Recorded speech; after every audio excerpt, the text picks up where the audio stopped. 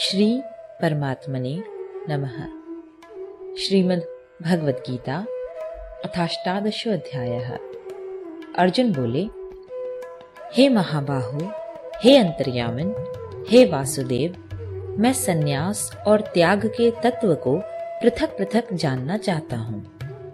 श्री भगवान बोले, कितने ही पंडित जन तो काम्य कर्मों के त्याग को संन्यास समझते हैं तथा दूसरे विचार कुशल पुरुष सब कर्मों के फल के त्याग को त्याग कहते हैं। कई एक विद्वान ऐसा कहते हैं कि कर्म मात्र दोष युक्त हैं, इसलिए त्यागने के योग्य हैं, और दूसरे विद्वान यह कहते हैं कि यज्ञ, दान और तप रूप कर्म त्यागने योग्य नहीं हैं। हे पुरुष श्रेष्ठ अर्जुन, संन्यास और त्याग, इन दोनों में से पहले त्याग के विषय में तू मेरा निश्चय सुन, क्योंकि त्याग सात्विक, राजस और तामस भेद से 3 प्रकार का कहा गया है। यज्ञ, दान और तप रूप कर्म त्याग करने के योग्य नहीं है, बल्कि वह तो अवश्य कर्तव्य है, क्योंकि यज्ञ, दान और तप ये तीनों ही कर्म बुद्धिमान पुरुषों को पवित्र करने वाले हैं। इसलिए हे पार्थ, इन यज्ञ, दान और तप रूप कर्मों को तथा और भी संपूर्ण कर्तव्य कर्मों को आसक्ति और फलों का त्याग करके अवश्य करना चाहिए। यह मेरा निश्चय किया हुआ उत्तम मत है। निषिद्ध और काम्य कर्मों का तो स्वरूप से त्याग करना उचित ही है, परंतु नियत कर्म का स्वरूप से त्याग करना उचित नहीं है। इसलिए मोह के कारण उसका त्याग कर देना तामस त्याग कहा गया है। जो कुछ कर्म है वह सब दुख रूप ही है, ऐसा समझकर यदि कोई शारीरिक क्लेश के भय से कर्तव्य कर्मों का त्याग कर दे, तो वह ऐसा राजस त्याग करके त्याग के फल को किसी प्रकार भी नहीं पाता। हे अर्जुन, जो शास्त्र विहित कर्म करना कर्तव्य है, इसी भाव से आसक्ति और फल का त्याग करके किया जाता है, वही सात्विक त्याग माना गया है। जो मनुष्य अकुशल कर्म से तो द्वेष नहीं करता और कुशल कर्म में आसक्त नहीं होता, वह शुद्ध सत्व गुण से युक्त पुरुष, संशय रहित, बुद्धिमान और सच्चा त्यागी है। क्योंकि शरीरधारी किसी भी मनुष्य के द्वारा संपूर्णता से सब कर्मों का त्याग किया जाना शक्य नहीं है, इसलिए जो कर्म फल का त्यागी है वही त्यागी है, यह कहा जाता है। कर्म फल का त्याग न करने वाले मनुष्यों के कर्मों का तो अच्छा, बुरा और मिला हुआ ऐसे 3 प्रकार का फल मरने के पश्चात अवश्य होता है, किंतु कर्म फल का त्याग कर देने वाले मनुष्यों के कर्मों का फल किसी काल में भी नहीं होता। हे महाबाहो, संपूर्ण कर्मों की सिद्धि के ये 5 हेतु कर्मों का अंत करने के लिए उपाय बतलाने वाले सांख्य शास्त्रों में कहे गए हैं। उनको तू मुझसे भली भांति जान। इस विषय में अर्थात कर्मों की सिद्धि में अधिष्ठान और कर्ता तथा भिन्न भिन्न प्रकार के करण एवं नाना प्रकार की अलग अलग चेष्टाएं, और वैसे ही 5वां हेतु दैव है। मनुष्य मन, वाणी और शरीर से शास्त्रानुकूल अथवा विपरीत जो कुछ भी कर्म करता है, उसके ये 5 कारण हैं। परंतु ऐसा होने पर भी जो मनुष्य अशुद्ध बुद्धि होने के कारण उस विषय में यानी कर्मों के होने में केवल शुद्ध स्वरूप आत्मा को कर्ता समझता है, वह मलिन बुद्धि वाला अज्ञानी यथार्थ नहीं समझता। जिस पुरुष के अंतःकरण में मैं करता हूँ ऐसा भाव नहीं है तथा जिसकी बुद्धि सांसारिक पदार्थों में और कर्मों में लिपायमान नहीं होती, वह पुरुष इन सब लोकों को मार कर भी वास्तव में न तो मारता है और न पाप से बंधता है।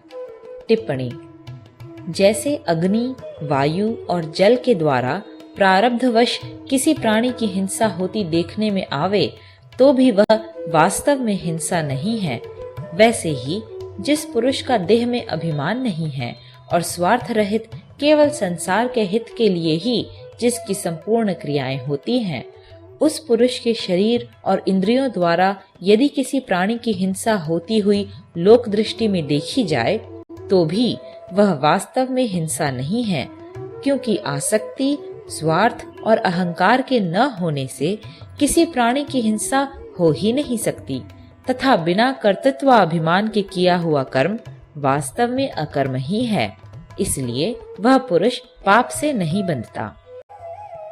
ज्ञाता, ज्ञान और ज्ञेय ये 3 प्रकार की कर्म प्रेरणा है और कर्ता, करण तथा क्रिया ये 3 प्रकार का कर्म संग्रह है।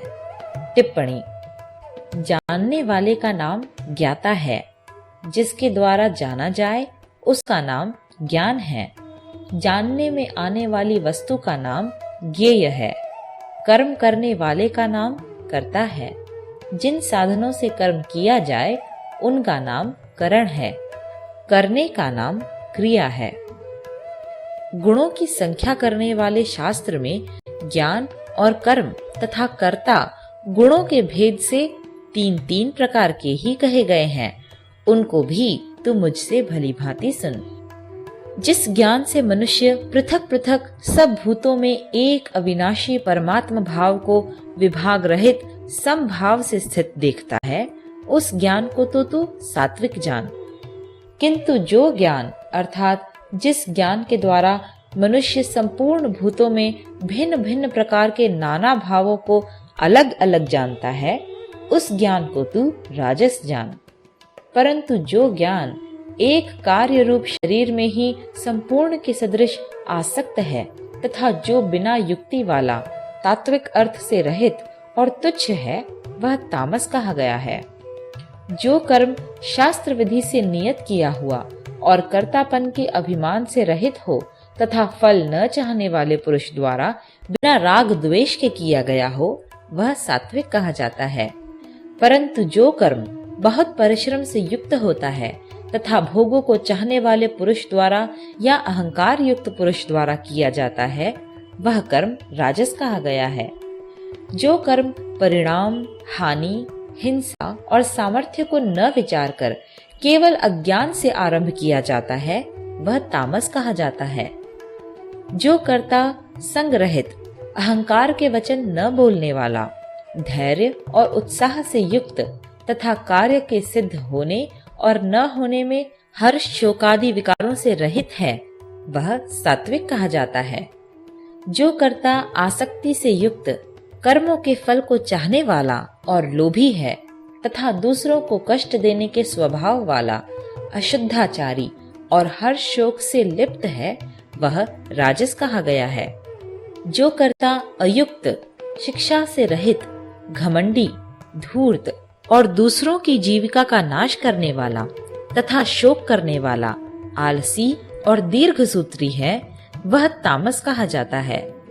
हे धनंजय, अब तू बुद्धि का और धृति का भी गुणों के अनुसार 3 प्रकार का भेद मेरे द्वारा संपूर्णता से विभाग पूर्वक कहा जाने वाला सुन।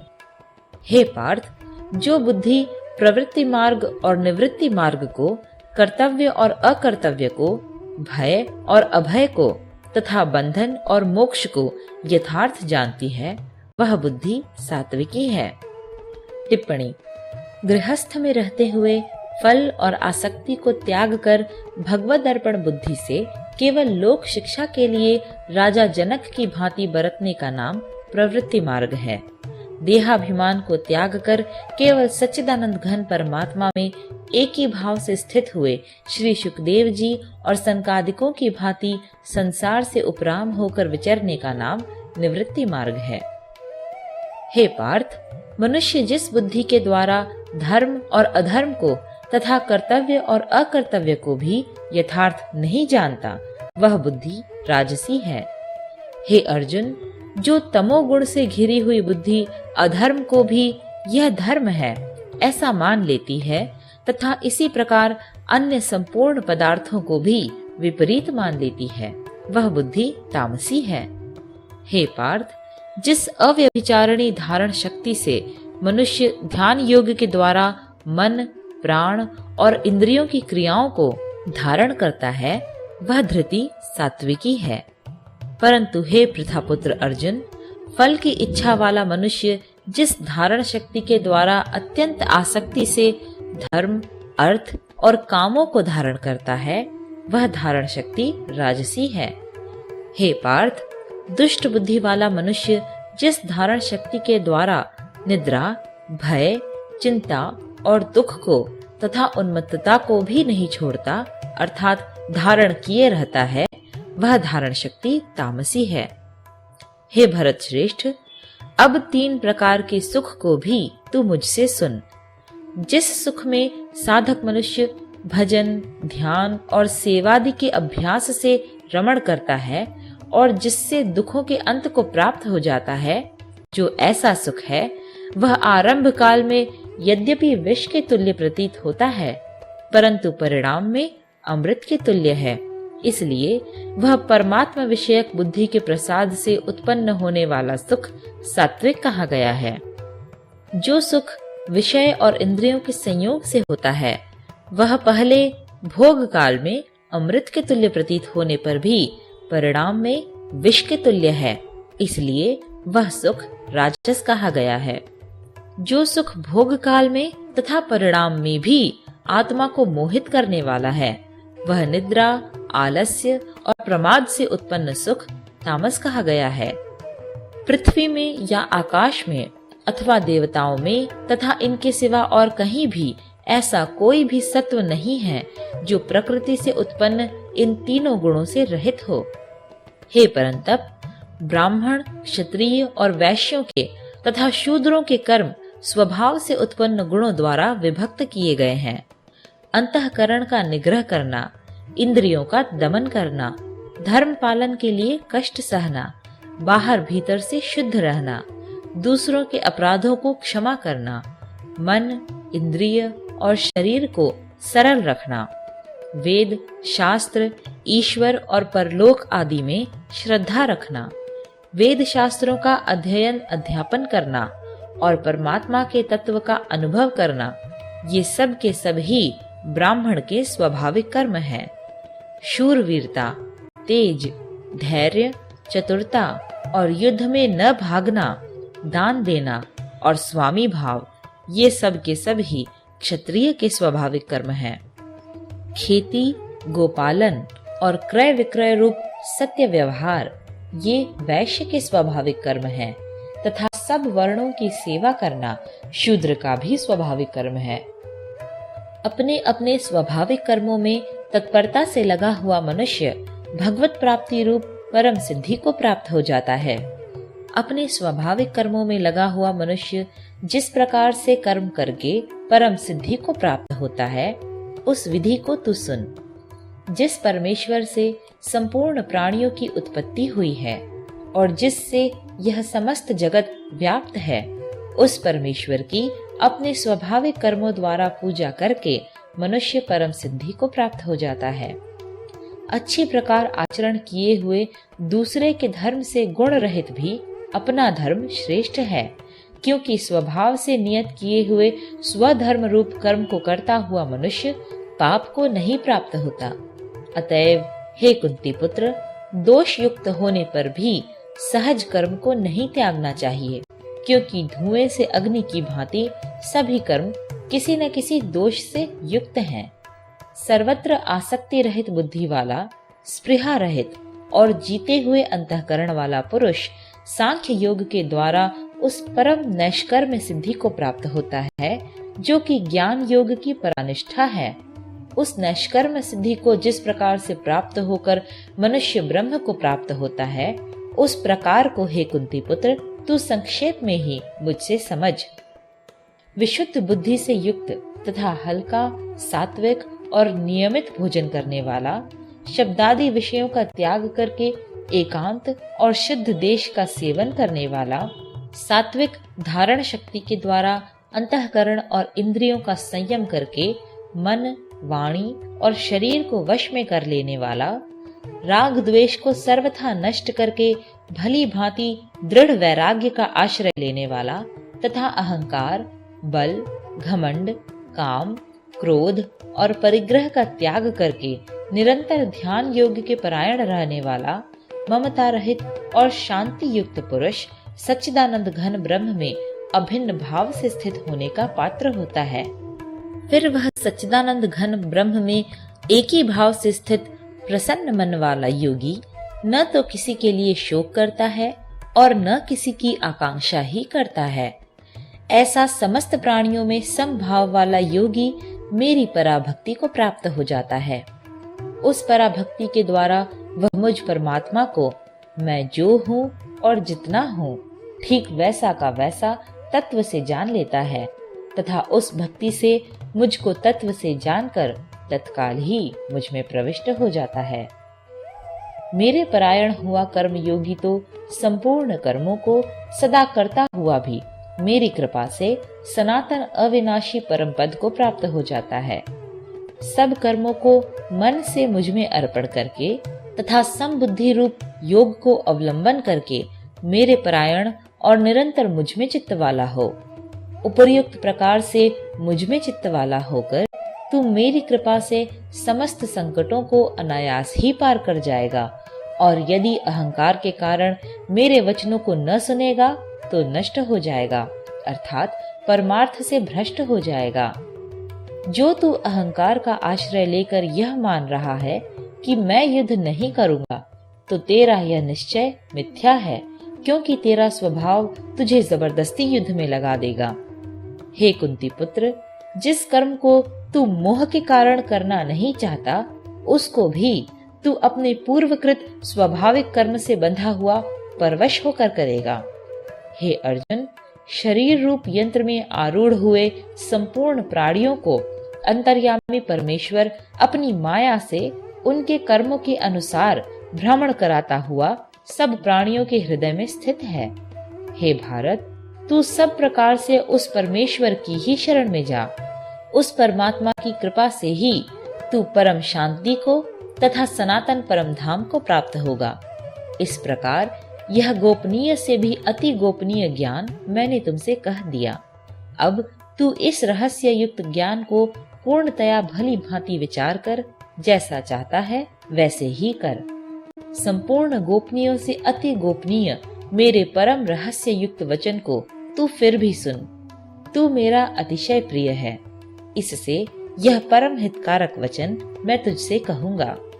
हे अर्जुन, तू मुझ में मन वाला हो, मेरा भक्त बन, मेरा पूजन करने वाला हो और मुझको प्रणाम कर। ऐसा करने से तू मुझे ही प्राप्त होगा। यह मैं तुझसे सत्य प्रतिज्ञा करता हूँ, क्योंकि तू मेरा अत्यंत प्रिय है।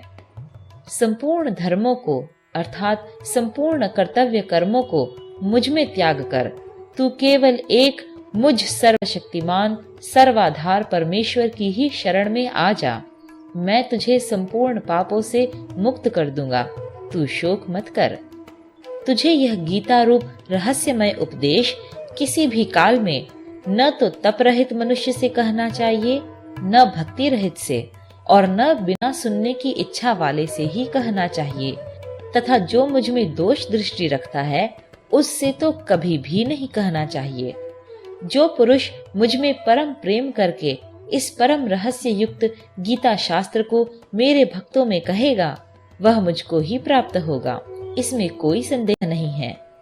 उससे बढ़कर मेरा प्रिय कार्य करने वाला मनुष्यों में कोई भी नहीं है, तथा पृथ्वी भर में उससे बढ़कर मेरा प्रिय दूसरा कोई भविष्य में होगा भी नहीं। जो पुरुष इस धर्ममय हम दोनों के संवाद रूप गीता शास्त्र को पढ़ेगा, उसके द्वारा भी मैं ज्ञान यज्ञ से पूजित होऊंगा, ऐसा मेरा मत है। जो पुरुष श्रद्धा युक्त और दोष दृष्टि से रहित होकर इस गीता शास्त्र का श्रवण भी करेगा, वह भी पापों से मुक्त होकर उत्तम कर्म करने वालों के श्रेष्ठ लोकों को प्राप्त होगा। हे पार्थ, क्या इस गीता शास्त्र को तूने एकाग्र चित्त से श्रवण किया? और हे धनंजय, क्या तेरा अज्ञान जनित मोह नष्ट हो गया?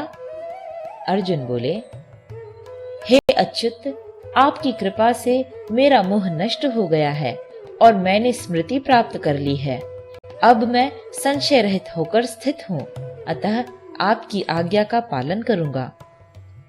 संजय बोले, इस प्रकार मैंने श्री वासुदेव के और महात्मा अर्जुन के इस अद्भुत रहस्य युक्त रोमांचकारक संवाद को सुना।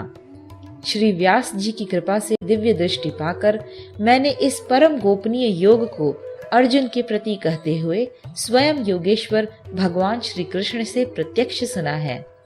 हे राजन, भगवान श्री कृष्ण और अर्जुन के इस रहस्य युक्त कल्याणकारक और अद्भुत संवाद को पुनः पुनः स्मरण करके मैं बार बार हर्षित हो रहा हूँ। हे राजन, श्री हरि के उस अत्यंत विलक्षण रूप को भी पुनः पुनः स्मरण करके मेरे चित्त में महान आश्चर्य होता है और मैं बार बार हर्षित होता हूँ। हे राजन, जहाँ योगेश्वर भगवान श्री कृष्ण हैं और जहाँ गांडीव धनुषधारी अर्जुन हैं, वहीं पर श्री, विजय, विभूति और अचल नीति है, ऐसा मेरा मत है। 18वां अध्यायः समाप्त। श्रीमद् भगवद गीता समाप्त। श्री कृष्णार्पणमस्तु। श्री कृष्णार्पणमस्तु। श्री कृष्णार्पणमस्तु।